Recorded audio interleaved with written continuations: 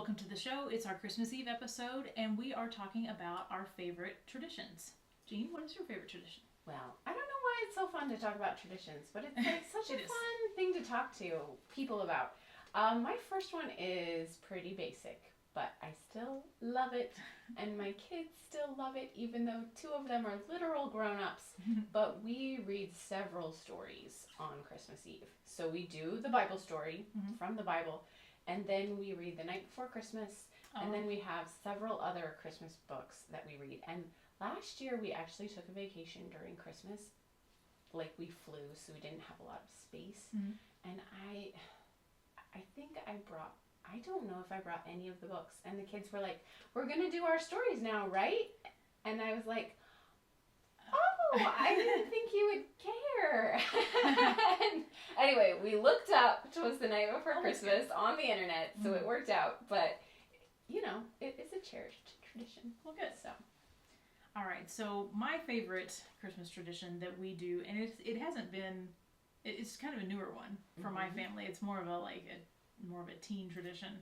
And some years they balk a little bit, but this year everybody had a really good time. We go to Santa Claus, Indiana, which is just down the road. And we do, this time it was a lot different than the ones we had done before. We ended up doing different things. But normally we will go around and try to get our picture with every Santa in town, because there are like, I don't know, 10 or a dozen, just kind of in random places sometimes that you wouldn't necessarily think that there would be a big statue of Santa. But, you know, we would go around and get our pictures taken with that. And then we would always go to the Candy Castle and get a frozen hot chocolate and get some candy, because they have every candy you've ever heard of in your whole life, even like stuff from, like I got some Chiclets. They weren't Chiclets brand, they were called Chickles, but but I haven't seen them in, I don't know, 20 years, so I got some. And then we go to the ornament store, and then there's another store that we go, actually I got my shirt there, there we go. So we go to certain stores, we go see the lights, which is a drive-through with, they have like a radio station you're supposed to listen to or whatever. It doesn't really go along with it, but it's just nice Christmas music for the drive. But then you read the story. It's got a bunch of just great big billboards, whatever, within the thing. And so we did it this year. We did like bump when you're in school and you read a little bit and then you're like, bump Jean. So anyway, we did that, and so that was, you know, of course, funny. Because we had everybody had to read it, and we had our kids take their girlfriends and boyfriends, and it was just a whole lot of fun. We were all 6 of us were packed in the car, and so it was, you know, close quarters. I think the people in the back could hardly see the lights because they just had a little tiny window. But anyway, it was a good time. But this time, like the last several times we had gone, we went closer to Christmas. Well, as you get closer to Christmas, more and more people are going because they have more and more stuff during the day. Like, they'll have food trucks the last couple weeks. Oh, this is cool. Oh, yeah. I didn't know this. Yes. Like, I think it's just on Saturday, maybe Saturday and Sunday, I don't know. But anyway, if you go and they have more things, or they have the craft fair or whatever, it gets more crowded. And everything gets more crowded. So the Santa's Candy Castle, you're like, you know, elbow to elbow with people. But this time there was like one other family in there, and that was it. Cool. It was so nice just to be in there, just yourself, you know. But we went to the Santa Claus Museum, which we had never gone to before. I didn't really know anything about it. I'd never been in it. My parents took me to Santa Claus Land, Holiday World. It used to be Santa Claus Land, every year, and that was where I went and saw Santa, to give him my list and, you know, all that. We didn't go to the mall. We went straight to the source straight there Santa in Claus. Santa Claus, Indiana. Yes, exactly. Where Santa lives. Yes, where Santa lives. So, you know, it was just something that we always did, and it was fun. And they had a certain place that is not there anymore, unfortunately. It's like I think it's like where you get pizza at Holiday World now or whatever, was where Santa would sit. I mean, I know there's a place that he sits, but it's not the same. And I remember they had this train, and so we go in the Santa Claus Museum, and to preface that, they weren't even open. We didn't realize, but there was somebody in there, so we tried the door. It was locked, so we were like, oh, okay. And then we read the sign later. Legitimately a Hallmark movie. Yeah, it was such a Hallmark movie, and that's what we were talking about too, was that so we get there, and the door's locked, and we don't end up, we're like, oh, okay, never mind. Well, the lady comes to the door and is like, hey, do you want to come in? And it was like an hour after it closed, and we're like, well, that's okay. I mean, you're obviously trying to get cleaned up and closed up or whatever. She's like, no, it's okay. Come in. It's the sweetest lady you've ever met in your life. This has to go in a book. Okay, yes, so keep going. So she invites us in, and she's like, well, here, turn on the lights there, turn all the light switches back on, and just go in there and peruse whatever. And it's the whole story of how Santa Claus, Indiana, got its name. It wasn't even, it was they wanted to call it Santa Fe, but they already had a Santa Fe in Indiana. Didn't know that. Yeah. So they called it Santa Fe, F-E-E. Of course they Instead of did. Fe, F-E, they just added an E, and they're like, okay, that works. So then, I don't know. I can't remember the whole story. But anyway, it ended up being Santa Claus, because I think they thought Santa Fe was Santa kind of stuff. But so, we're looking at all the stuff, and how they built Holiday World up from a very small amusement park. And then we go in this other room, and it's the train. It's not the train, I don't think, but it is a train that was owned by the person who started Santa Claus Land. So, and maybe part of the train was part of that train, but it was set up like it was before, and I was like, ooh, this is like deja vu. I can see this train going around, where Santa was sitting. Santa is. And so I was like, oh, this is great. And they had all these old doodads. They had like mugs and cups, and but old. And just all this memorabilia from Santa Claus Land from when I was a kid. And I was like, oh, this is so cool. And she was telling us these stories and everything, and we're like, we walk out and we're like, I think she's Santa. She must be. Exactly. So maybe an elf. We're not sure. Yeah, we're not sure. But anyway, we were like, if this was a Hallmark movie, she would be Santa. Somehow. But then she was like, okay, so you guys have to write letters to Santa. And we're like, because none of my kids are like, Lizzie's like a couple weeks from 18. So this is full adults. And she's like, you guys all got to write a letter to Santa. So we're like, well, okay, we're here. When if you insist. When in Santa Claus.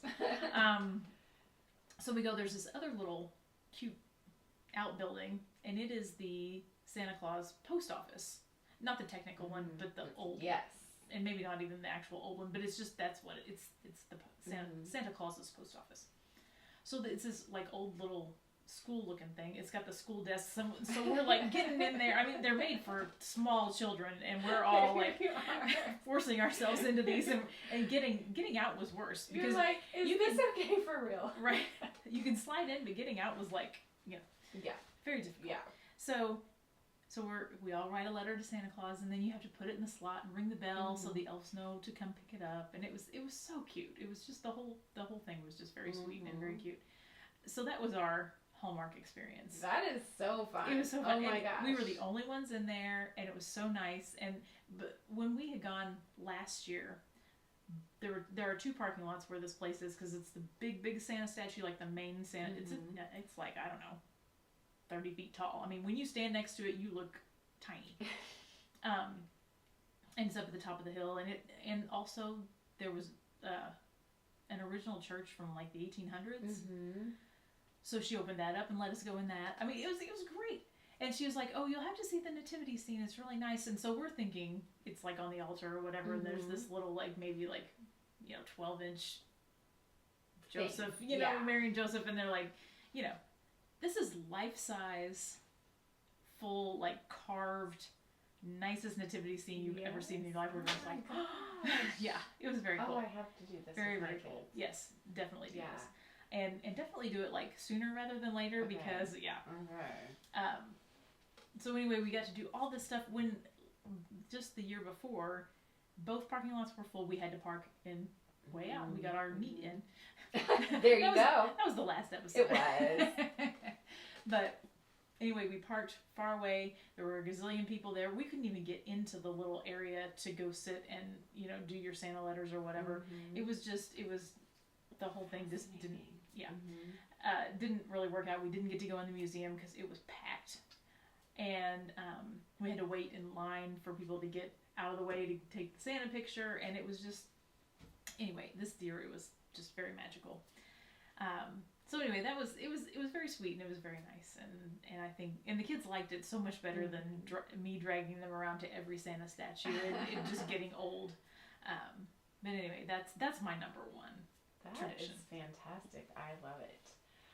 All right, my next tradition, which is my number one, even though I'm saying it as number two, but it's my favorite tradition, which is a carryover from my childhood. Mm-hmm. So on Christmas Eve, different families have their different things that they do, but we give each other their gifts, but they can't open them, so we have to guess what they are. When I was young, we did elaborate wrapping jobs to make this difficult, and my dad was really good at guessing. Like we'd put it in like a Cool Whip container, or a tiny thing in a big box, just to try to make it hard. And sometimes we succeeded, but my dad was surprisingly good at guessing what we had given him. Probably because maybe they were always the same things every year, because it's hard to shop for dads. Yes. Anyway, but it was just so fun, and so I do that with my kids, and it is one of just our funnest thing that we do. So everyone, one by one, we give the gifts, and we try to guess what they are, and sometimes we're good at it, and sometimes we're bad at it. We are not as elaborate now as my childhood, me and my siblings were, but we'll have to work on that. We'll have to make it harder for each other, more effort. Now, on the flip side of that, I have a negative tradition. Same thing. My husband always wants to guess his gift before he opens it. And it kind of infuriates the rest of us. Because you got to do it on Christmas Eve. Get it out of the way. Okay. Because he's always right. Oh, no. And then we have to do the Cool Whip box method or whatever. Yes. Like I'll take a video game and wrap it in 3 bath towels and put it in this giant box just so he won't guess, and he'll be like, okay, this is this, this is this, this is this, and I'm just like, okay, well, Christmas is over.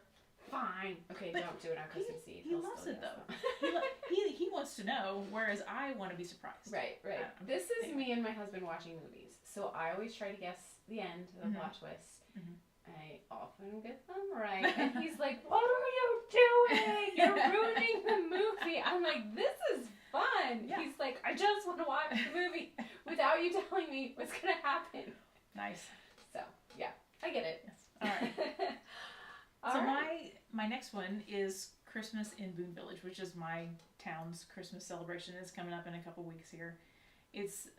They open up all the shops on the square in the evening, and so you're walking around. They block off 2 of the streets. They even, when they redid the town square and redid the streets and all the parking, they actually put in these big holes in the road basically, and they've got a flap over them.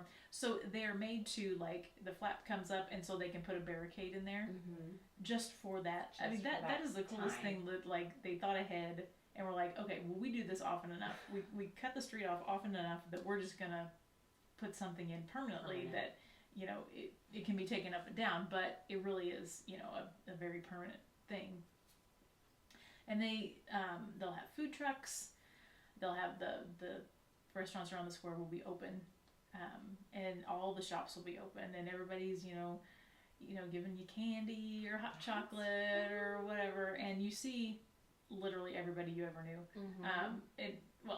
Because everybody you're in town. You're just living in a Hallmark movie. That one really feels like a Hallmark movie when you're in it, because there's this little park now on the corner where there was an old building that was fallen in, so they just decided to tear it down and make it a park, and they decorate all the trees and all this stuff, and it's super cute. So one year my husband brought some of his work friends. They were in for the week for work. And so he decided, he was like, okay, you want to go to this local celebration with us? It's really fun. So we're walking around, and of course I'm talking to literally everybody I pass on the street. And we finally get to dinner, and we sit down, and they're like, are you some kind of celebrity or something? And I was like, no. Oh, yeah. What are you talking about? And they're like, everybody knows you. I was like, well, I grew up here. It's Boonville. I have lived here for nearly 50 years, and so yes, I do know everybody. But anyway, so it's just fun to share That's fun. a Christmas celebration with everybody you know too. Mm-hmm. Yeah, in my hometown we did, which is very rural. Mm-hmm. We did a 4th of July celebration every year. That was, and I assume still is, just like that, where everyone came. It was like 4 days, and it was a lot of fun. Mm-hmm. So much fun, and such community. Mm-hmm. You know, so nice. My final tradition is that on Christmas Eve we make broccoli cheese soup in bread bowls with like Martinelli's. It's so fun. Nice. It's like pretty healthy, but also warm comfort food. It's simple on Christmas Eve, and it's just really fun. And I don't even know what started it, but I think Kip and I did it the first year we were married, and so it's been going on for 23 years now. And at first the kids did not get invited to this, so they would go to bed and we would do our tradition, and I would make them like probably angel hair spaghetti with plain sauce, which is what they ate like every day when they were little. Anyway, but once they got older, we were like, I guess you're old enough to participate in our Christmas Eve, our adult meal. Yes. And it has been fun even to have them kind of graduate into being able to enjoy the meal, enjoy the tradition with us, instead of being like, broccoli, that's gross. Like, fine, go to bed. So that's very cool. All right, so will you put your broccoli soup recipe up on the show notes? I should. What am I thinking? All right. Yes, absolutely. So check for the show notes on broccoli soup on our website. It's CarolineFarley.com/wrong side of 40. It's super easy and it's super delicious. Great. My final tradition is one of my favorites. I would have my kids every year make a mantle runner for our mantle. So this year, this is 2012, and evidently they were into Harry Potter because they've all got either the glasses or the lightning bolt or whatever, and they've put their dogs' names, and they've put other things all around here. Yes, Lucy and Goldie are our former set of dogs. So anyway, we had talked about these, and at the time it was, I don't want to make this. You know, this is stupid. But this year they were like, Mom, where are those mantle things? Why don't we get one out and put it up there? And then Lizzie, my younger, she's 17, but she's like, we should make one this year. But 21-year-old Will did not really want to do that, but I think she would make one if we wanted to. One of the fun things I feel like with traditions is that kids are so into it when they're young. Tween teens, they're like, oh my gosh, this is the worst. Yes. And then they hit like young adulthood, and all of a sudden I feel like they're like, so where's all our stuff? Yeah. You're like, I thought you hated your stuff. They're like, it's the best stuff ever. Right. Get it out. Okay. Yes, I really am starting to see that, which is it's very cool as they become young adults, that they are starting to get into the nostalgia and traditions themselves. So. Yeah. And I have an eggnog recipe for us. This is also a tradition and a recipe. So every morning, Christmas Eve, keeping with our all sugar Christmas Day diet, we make eggnog. It's non-alcoholic. We drink it in the morning, and also I'm not someone who drinks alcohol ever, so this was passed down from my parents, who also didn't drink. I didn't even know eggnog was like an alcoholic beverage probably till like, honestly, I didn't either. My parents never put anything in the eggnog. Adulthood is when I was like, oh, this is like a boozy drink. Yeah. No, I didn't know that either. I was like, why would you put booze in eggnog? Wouldn't it just like curdle or something? But I don't know. Anyway, so it can be made from scratch so easily, and I am telling you, it is so delicious that you can't go back. So don't make it unless you never want to return. Okay. To the store-bought variety. Another warning. We make it raw with raw eggs. Do you? We do. Okay. And that grosses some people out. Oh, we've never gotten sick in like 47 years. Okay. We've been all right. But I did experiment a few years ago with cooking it, because also it like weirds people out sometimes. But honestly, when you make it, it doesn't look weird. It looks like milkshake. Mm-hmm. I mean, a thin. It's not frozen. Right. But it doesn't look weird. It doesn't taste weird. If it weirds you out, though, you can cook it. I've talked about it for too long. Let me give you the recipe. Well, and I was gonna say I have made it before years ago. Mm-hmm. I use pasteurized eggs. There are Yeah. such things Yeah, as you pasteurized can buy eggs. pasteurized eggs. And when I had 1 year that we bought pasteurized eggs because I was kind of like, and then for years we had our own chickens, which I was like, Oh yeah. I know the chickens aren't sick, so I feel like really, but even like, I mean, we've been eating this my whole life. And Well, I've been eating raw cookie dough I my know, whole life. cookie dough. It's like, people still sometimes will crack an egg in a smoothie. Whatever. Yeah. It's up to you. It can be done both ways. Sure. The other way is fussier and requires you to think about it at least 8 hours in advance. Oh, okay. Whereas Well, you this have to way, cook it. Yeah. you're like, anyway, it's for about 2 people. Mhm. So double this if you're more. 3 eggs, 2 cups of milk, a 1/4 cup sugar, 1 to 2 tablespoons cream, half a teaspoon vanilla. You blend it till it's all blended. Mhm. Pour it into mugs, garnish it with nutmeg, and it is done. It's No way. beautiful. It's so good. That is so You gotta easy. try it. It's so easy. The It's one I stupid made, easy. the one I made was like you have to cook the egg yolks first to make a little custard, and then you have to Oh, whip no. the egg whites, and then it's just this It is weird stupid fluffy thing. easy. That's awesome. It is thinner than store bought. Again, I never tasted store bought till I was Mhm. like probably 27. I didn't even Wow. know what it Yeah. tasted like. And then I tasted it. I was like, what is this? So, this is delicious. But if you're very used to store bought, it is Mhm. thinner, but it's still so much better. Nice. However, if you cook it, it does get a little thicker, and you can make it even thicker. I mean, honestly, you could probably make it into an eggnog pudding. Mhm. If you cook it, you're just going to mix all those ingredients just like you did. You'll cook it till it gets to 160 with an instant read, and you Okay. can't go much higher than 160 or it will start to thicken. So if you want it thick, or if you want eggnog pudding, Mhm. I'm gonna try to make eggnog pudding when I There get you home go. and see if it Yeah. works. But it will start to thicken. Mhm. So if that's what you want, great. But I always stop it right at 160, take it off the heat, and then cool it off. Mhm. And then still that morning, I'll give it a whiz in the blender Okay. to get it, frothy. That sounds like fun. I think we should do that. So good. Okay. Well, I have a recipe that is not mine. It was not passed down through my family. However, it is old. It is so old. Yay! But I got this. My mother got me this special dishes for special days cookbook, and this is a treasured thing from my childhood. Absolutely, I've made most of the things in here at one time or another. But it's in my own favorite tradition, and people don't necessarily help me with this. They help me eat them. Yes. They don't help me make them necessarily, but just to make a whole bunch of different kinds of cookies. I really like it. I love to make Christmas cookies. I enjoy too. it very I'm much. with you. We'll I- have to have a Christmas party, There you like go. our Christmas cookie party. Exactly. And my favorite one is the snowballs. Mm-hmm. And it's butter, honey, vanilla, flour, pecans, powdered sugar. It couldn't be easier. But you just- even that recipe, like even the ingredients are so nostalgic, like butter instead of shortening, and like Exactly. honey, and like that's fun. Yes, it That's really fun. is.